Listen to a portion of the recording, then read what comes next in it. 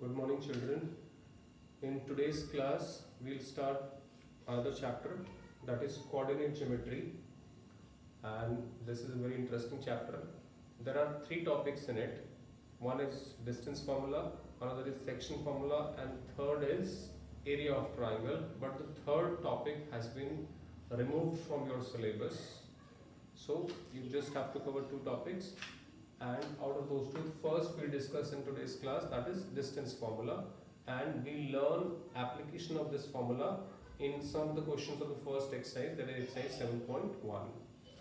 Now distance formula tells us how to find distance between 2 points whose coordinates are given to us. Look at this figure. These are two axes, x-axis and y-axis, and I have marked these 2 points P and Q with their coordinates marked as x1, y1 coordinate for point P and x2, y2 coordinates for point Q, and the distance between them is marked as d, which we have to calculate using the formula. Then the formula says that the distance can be calculated by d root over x1 minus x2 whole square plus y1 minus y2 whole square, where x1, y1 are coordinates of first point and x2, y2 are coordinates of second point. This formula can also be written in this form: root over x2 minus x1 whole square plus y2 minus y1 whole square. Remember, when you are taking x1 first, then in the second bracket also y1 will come first, and if you are using this form and you are taking x2 first, then in second bracket y2 will come first. Now we learn application of this formula. Exercise 7.1, question 1, third part, and it is an important question. It has been asked many times in board exams also. You have to find distance between 2 points. One is a comma b and the second is minus a comma minus b. I have marked this point as x1, y1, and second point I have taken as x2, y2.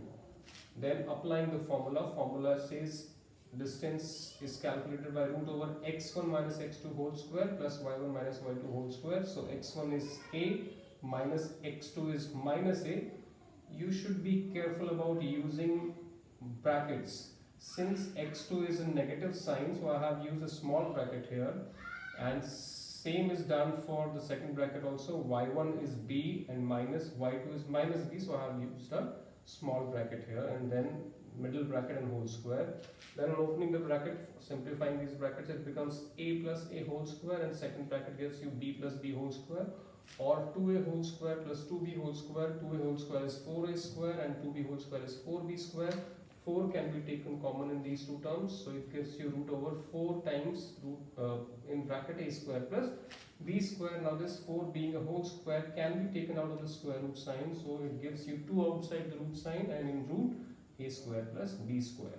So this will be the distance between these 2 points, a comma b and minus a comma minus b.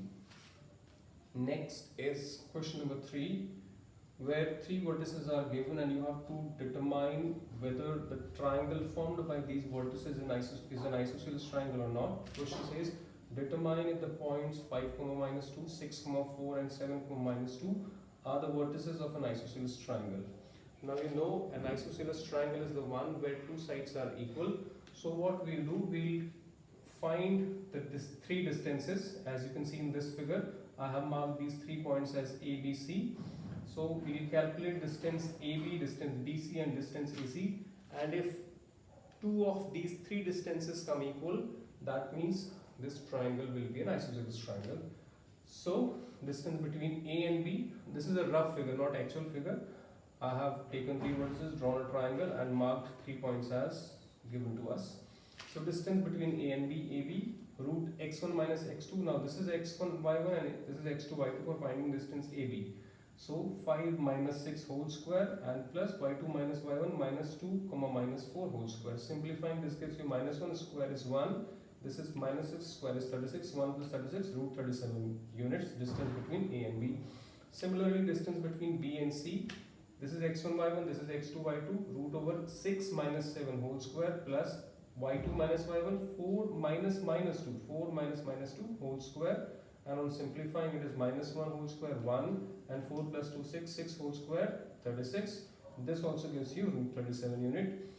And if we find distance between A and C, that is AC distance, now this is x1 y1, this is x2 y2, so root over 5 minus 7 whole square plus minus 2 minus minus 2 whole square. Simplifying, this gives you minus 2 whole square 4, minus 2 minus minus plus 2, minus 2 plus 2 0 square 0, so it is root 4, that is 2 unit. So we find that the distances AB and BC are equal, each being root 37.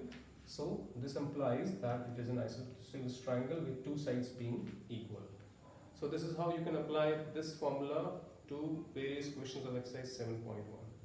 Thank you.